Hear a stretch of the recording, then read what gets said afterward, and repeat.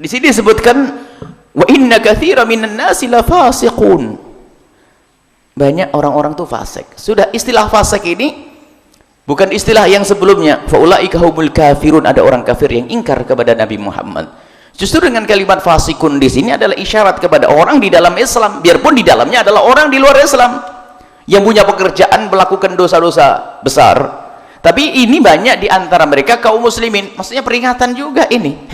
Ini banyak yang ganjel itu adalah juga orang yang ngaku Islam, orang-orang fasik, pelaku-pelaku dosa besar. Dosa besar di sini bukan zina, pengkhianatan hukum juga dosa besar, bukan sekedar zina, bukan sekedar minuman keras, pengkhianatan, kemunafikan di dalam hati, fasik. Dan dikatakan wa inna katsiran minan nasi, banyak orang-orang itu fasik, pelaku dosa, melanggar hukum. Ini yang merepotkan kan gitu. Kemudian nah ini artinya harus waspada, jangan sampai dirimu, itu peringatan buat kita golongan ini. Artinya selagi engkau tidak berpegang dengan apa yang dibawa oleh Nabi Muhammad SAW, maka ketahuilah engkau akan menjadi orang fasik. Dia tidak berzina, hebat, dia menjaga perzinahan, tapi dia telah membuka peluang zina. Loh kan sama aja. Dianya nggak berzina, setia dengan istrinya katanya, tapi dia seorang pejabat. Tapi beberapa tempat hiburan dibiarkan saja, padahal izinnya di tangan dia. Setiap malam ada orang berzina di sana, tuh dapat bagian. Repot rupanya jadi pemimpin tuh.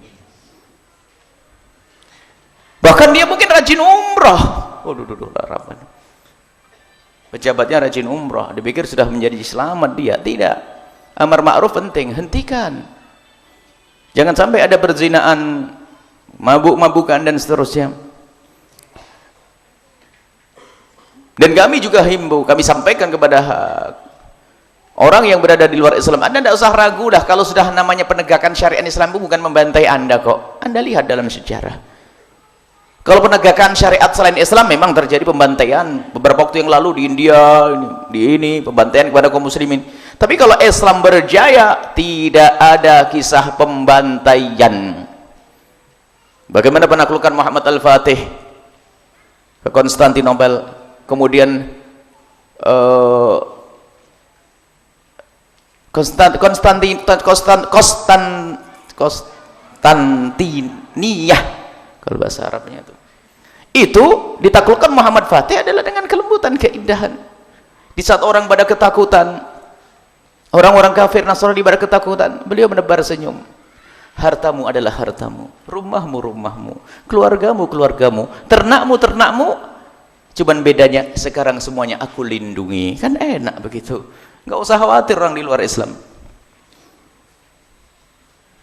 Dan juga dalam Islam, maka nggak usah khawatir kalau ada yang menyuarakan penegakan syariat Islam dengan kekerasan dan sebagainya. Maksudnya gambarnya bom, itu bukan, itu kan perusak-perusak itu yang dimusuhi bukan saja orang di luar Islam. Hei orang di luar Islam, jika kaum Kristiani dan yang mendengar suara ini, lihat, kalau Anda mendengar bom tentang Islam, Islam ngebom itu bukan bagian dari Islam.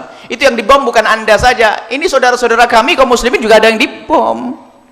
Itu bukan dari bagian dari Islam. Orang Nasrani gak usah takut deh.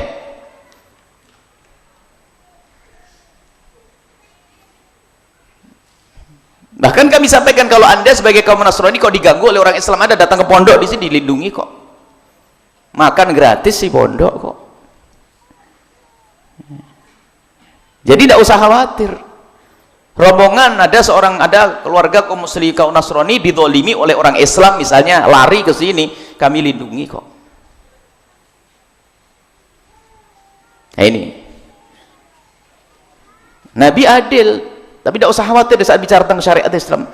Tapi jika syariat Islam itu tidak ditegakkan, lah ini terjadi bermacam-macam kejahatan, perzinaan, minuman keras dan segala macam. Ya, siapa yang bisa menegakkan syariat Islam? Ini kan muqaddimah, harus dikomandoi oleh seorang, dan orang tersebut hendaknya harus kenal syariat Islam dong. Nanti bab memilih pemimpin yang akan kita baca di ayat 51. Selanjutnya lihat, disebutkan oleh Allah dalam Al-Quran, afa hukmal jahiliyah yabghun, kalau kalian tidak mau dengan syariat Islam, hei umat. Di situ umat itu ada umat Yahudi, juga ada umat Islam, umat Nasrani. Kalau memang kamu tidak mau dengan hukum Allah yang Allah turunkan ke Tauratmu, hei orang Yahudi, atau tidak mau dengan hukum Injil yang diturunkan oleh Allah kepada Nabi Isa dalam Injil, hai orang Nasrani, atau engkau wahai umat Islam tidak mau menjalankan hukum yang Allah turunkan kepada Nabi Muhammad, lalu kau pengen hukum apa? Apa hukmal jahiliyah yabghun? Apakah mereka itu menginginkan hukum jahiliyah? Hukum jahiliyah itu hukum kebodohan, hukum yang salah. Jadi ada ya ilmu, ada beda jahil. Orang jahil itu beda dengan orang ummi. Orang jahil sama dengan orang ummi. Insya Allah kita ini yang tidak mengerti bukan disebut sebagai jahil, tapi ummi. Ummi orang tidak ngerti apa-apa. Kalau orang tidak ngerti apa-apa itu diberitahu mudah, gampang insyaf. Kalau sudah jahil ini namanya salah di dalam memahami, mengetahui sesuatu tapi salah. Ini yang merepotkan para juru dakwah. Sebab yang dilakukan juru dakwah kalau kepada orang ummi, orang ami, awam, itu cukup sekali dikasih tahu beres. Tapi kalau orang jahil, jahil itu adalah orang yang mengerti tapi salah. Sebab mengetahui satu khilafal waqi', dia punya pengetahuan tapi tidak seperti.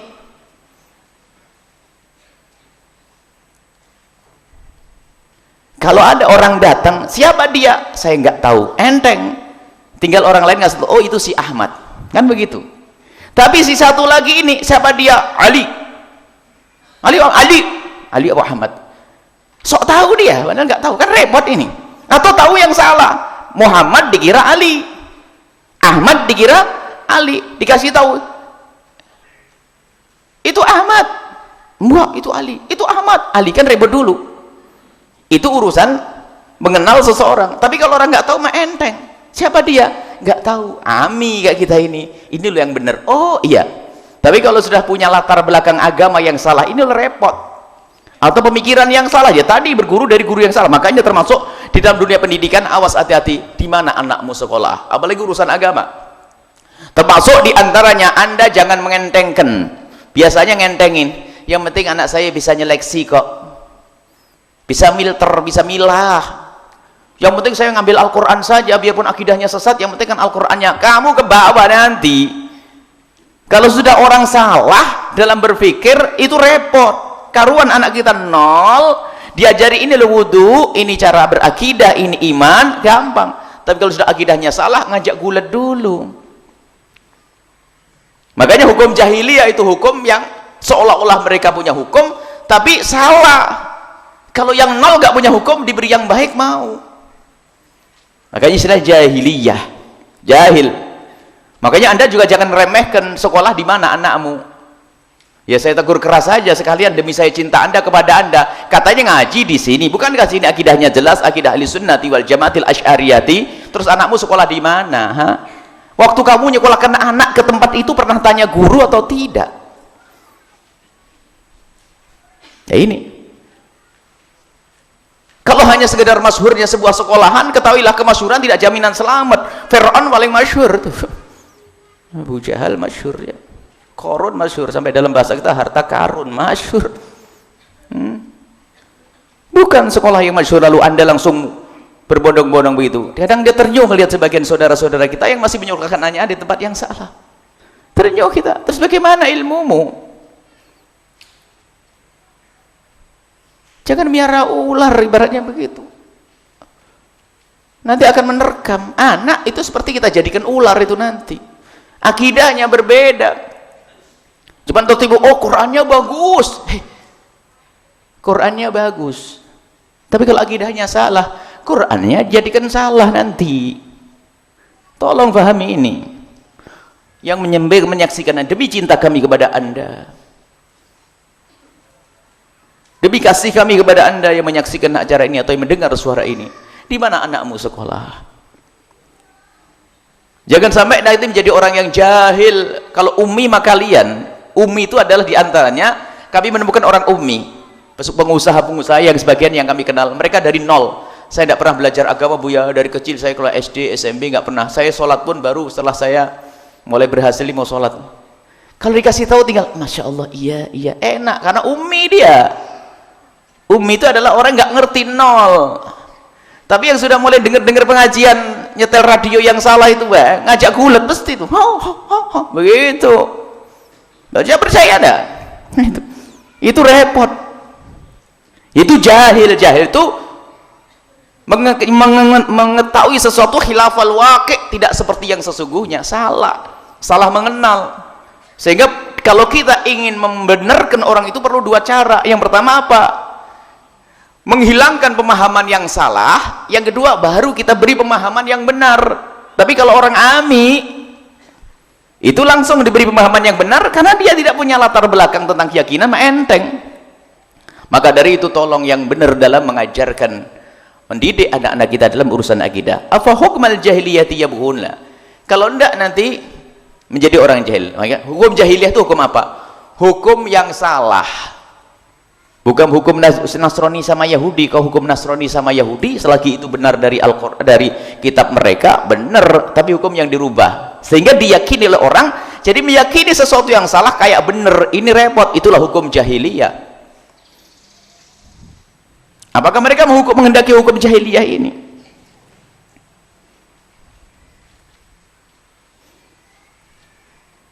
Terus selanjutnya disebutkan oleh Allah, ini bukan pertanyaan karena Allah Maha tahu, sehingga nah istifham ingkari.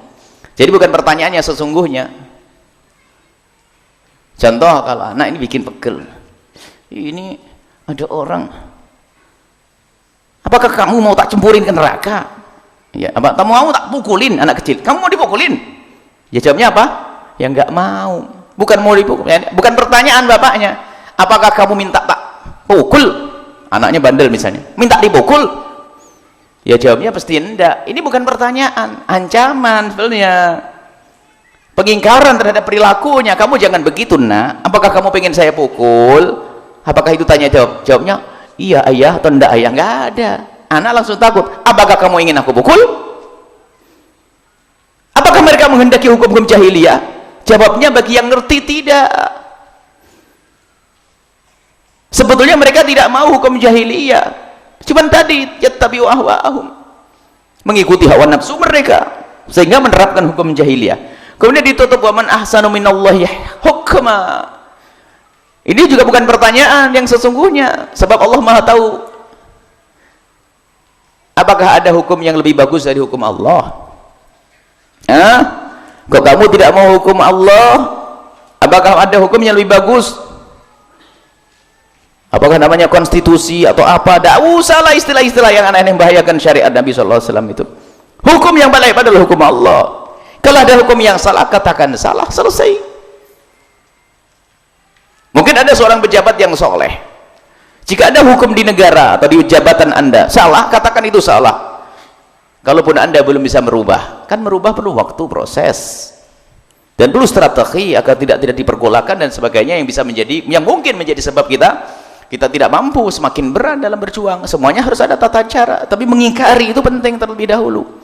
Meyakini bahwasanya hukum Allah adalah yang paling bagus. Wa man ahsanu minallahi hukma. Apakah ada yang lebih adil, lebih benar, lebih bagus dari hukum Allah? Ini dalam firman Allah dinisbatkan kepada Allah. Hukum Allah ya, bukan hukumnya kaum muslimin. Ini kalimat daki, kalimat yang kalau untuk manusia pantas kita, atau kalimat cerdas untuk manusia, tapi kepada Allah kita tidak perlu nyifati yang tidak pernah Allah sebutkan. Gini loh ya, ini kalimat yang luar biasa. Allah menisbatkan kepada Allah, wa man ahsanu minallah. Apakah ada hukum yang lebih bagus dari hukum Allah? Karena apa? Tidak dinisbatkan kepada wa man ahsanu minal muslimina hukma, tidak begitu. Apakah ada hukum yang lebih bagus dari hukumnya kaum muslimin? Enggak begitu. Ini istilah juga banyak orang jadi pemimpin orang Islam tapi enggak benar, enggak mau menjalankan syariat Islam kok. Tapi yang paling benar adalah hukum Allah, bukan hukumnya kaum muslimin. Hukumnya kaum muslimin jika tidak menjalankan hukum Allah juga tidak baik kok.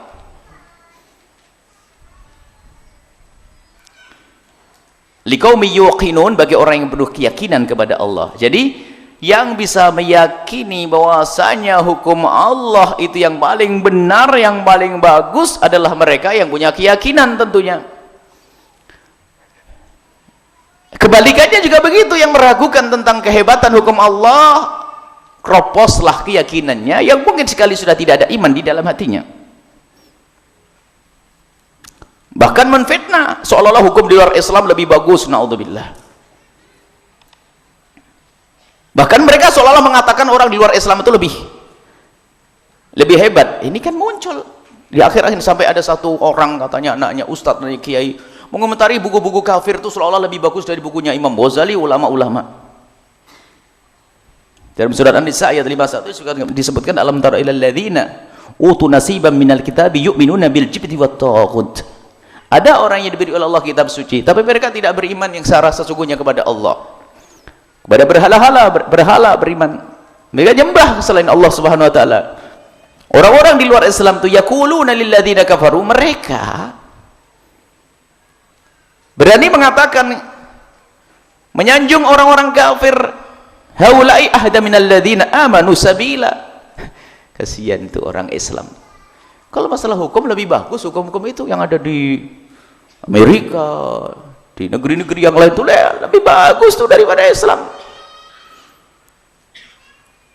Dan sampel yang dibuat adalah bukan sampel hakikat syariat Islam, pelaku Islam yang salah. Dan memang mungkin terjadi ini. Sehingga kalau kadang membandingkan antara negeri Indonesia Raya dengan negeri-negeri kafir yang begitu tertib dan sebagainya, lalu mengatakan ya bagus-bagusan hukum di luar Islam dong. Tuh lihat negara-negara tetangga itu yang mereka bukan Islam, pemimpinnya bukan Islam, tapi Masya Allah tertib urusan dunianya.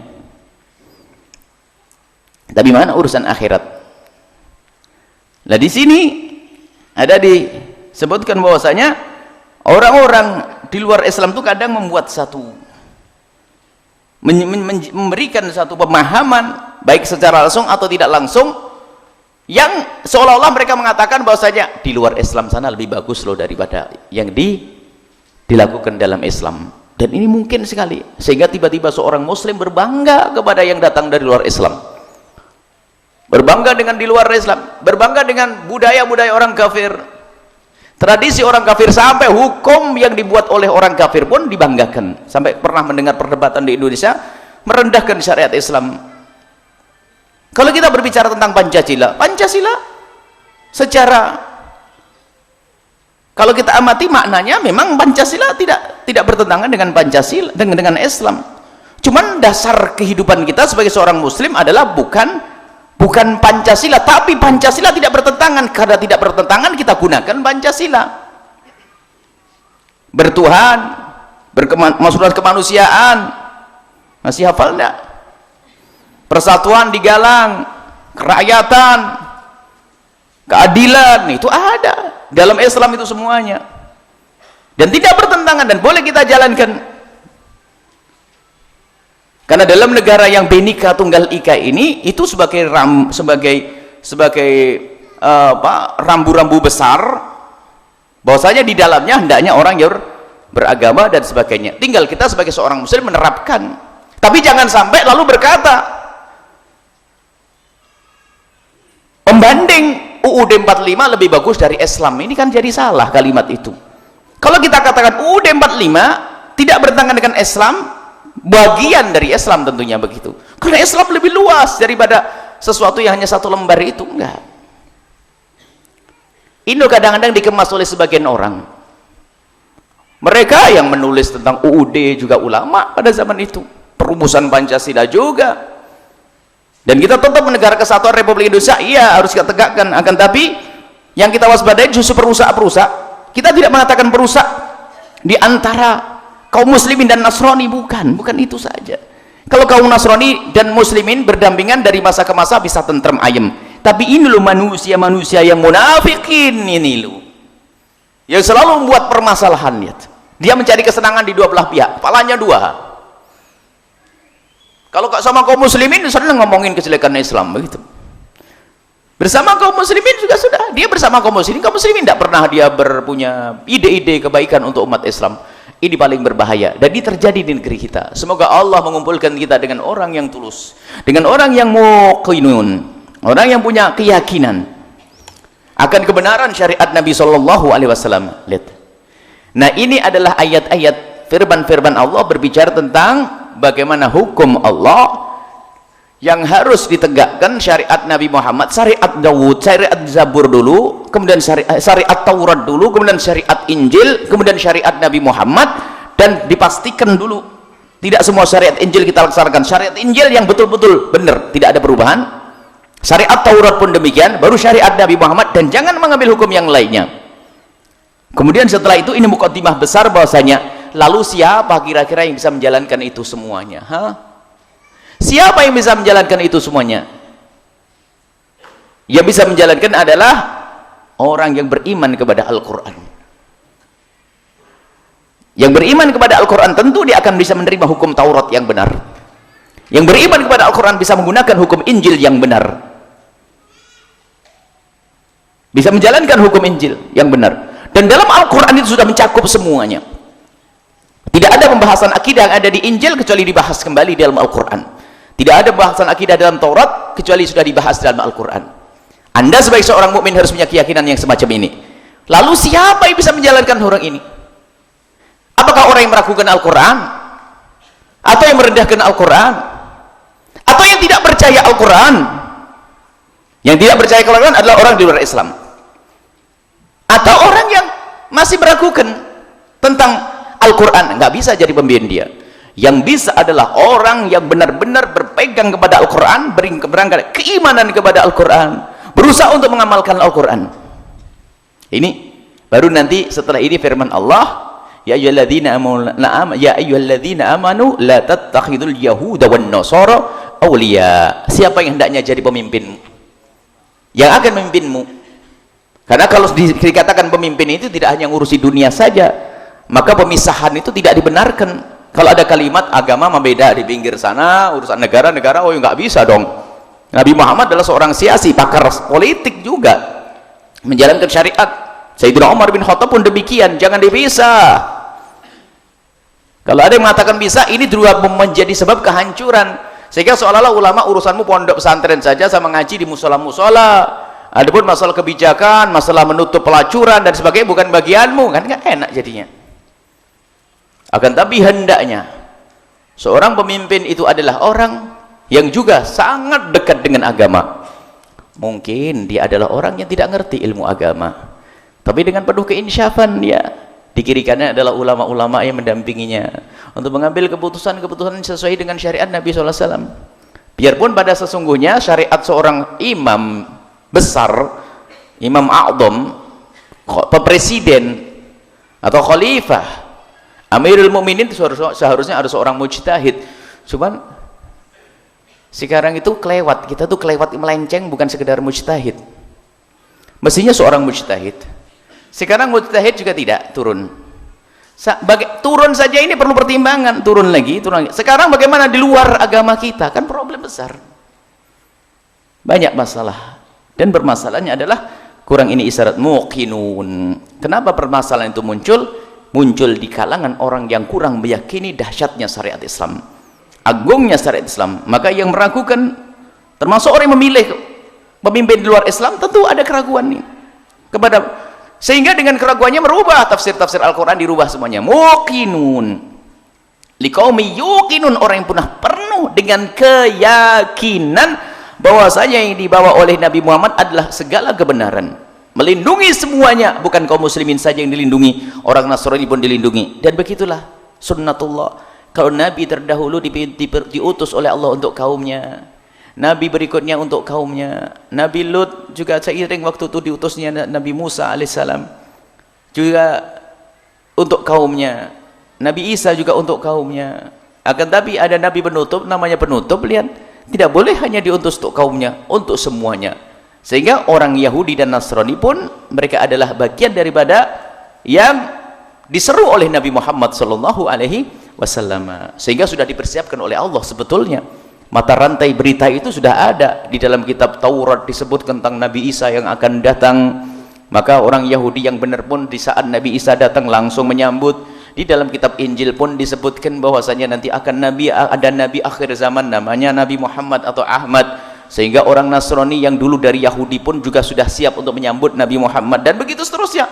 Setelah Nabi Muhammad penutup, nggak ada lagi syariat selain syariat Nabi Muhammad. Maka orang yang berpegang dengan syariat Nabi Muhammad tidak perlu balik kepada syariat sebelumnya atau setelahnya, nggak ada lagi setelahnya. Sebelumnya sudah ditutup dengan Nabi Muhammad, beres. Baru nanti keadilan baru bisa ditegakkan. Dan semoga Allah memberikan kepada kita pemimpin yang benar, ya. Tolong kelembutan tetap harus, karena Islam itu adalah indah. Jangan sampai memang ya, kalau kita bicara tentang menegakkan syariat itu memang kita rasakan banyak orang yang tidak senang, karena ada memang sebagian orang yang menegakkan syariat dengan cara yang salah. Menegakkan syariat Islam itu bukan menegakkan peperangan, bukan. Siapa? Menegakkan syariat Islam itu adalah bagaimana agar hukum-hukum Islam itu tegak sehingga keindahan terwujud. Jadi kalau sudah menegakkan syariat Islam, gara-gara pejuang yang itu loh, ngebom di masjid, ngebom di base, ngebom di tempat-tempat ibadah, nggak boleh loh ya dalam Islam ngebom tempat ibadahnya orang kafir. Gereja tetangga kita selagi dia sudah resmi diizinkan oleh negara buat, kalau ada orang Islam ngebom juga salah kok. Lihat, hei orang Nasrani, dengar suara ini, nggak usah ragu. Pokoknya syariat Islam nomor 1, Anda beres, indah. Jadi nggak boleh loh kita menghancurkan gereja tetangga kita, tuh nggak boleh. Selagi itu resmi gerejanya. Dengan catatan di situ tidak digunakan mengganggu kita. Natalan di dalam gereja, terserah urusan-urusan dia Natalan. Tapi jangan menuntut saya untuk ikut-ikut, itu yang salah. Saya tidak ikut-ikut karena saya Muslim. Jadi kita tidak boleh ganggu. Kalau ternyata ada orang Islam menggagalkan Natalan di situ, nggak boleh itu. Orang yang Natalan orang Kristen, tapi kalau ada orang Muslim Natalan harus kita gagalkan. Saudara kita, orang Muslim kok Natalan, boleh kita gagalkan kita, karena dia main-main agama kita. Tapi kalau orang Nasrani merayakan Natalan, maka kita tidak boleh mengganggu. Kalau ada orang Islam mengganggu, orang Islam harus dihukum itu. Ya, indahnya Islamnya. Maka tinggal siapa yang mengucapkan menegakkan syariat Islam. Kalau sudah disebutkan sebagian orang menjadi berantem, ngebom ini, enggak itu. Islam tegak tanpa harus ada bom. Islam tegak tanpa harus ada kudeta. Islam tegak tanpa harus adanya pemberontakan. Tapi adanya kesadaran, yakin dari kita bahwa syariat Islam itu agung.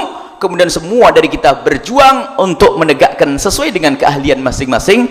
Dalam bahasa lain, menegakkan syariat Islam kadang-kadang dengan bahasa lebih lembut adalah dakwah. Itu sendiri adalah menegakkan syariat Islam di diri, di kelas keluarga, di kelas masyarakat, atau di kelas negara. Dakwah.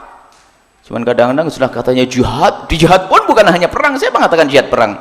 Waktu Nabi masuk Mekah itu kemenangan, tidak ada lagi jihad lagi setelah ini. Ntar tidak ada pembuka lagi setelah Fathu. Pokoknya ini jihad bukan jihad, jangan dikatakan perang saja. Waktu Nabi perang dari perang Badar mengatakan ini jihad besar, kita menuju jihad lebih gede lagi. Bukan dengan senjata, memerangi hawa nafsu. Kalau namanya jihad, yuk kita berjihad, berjuang.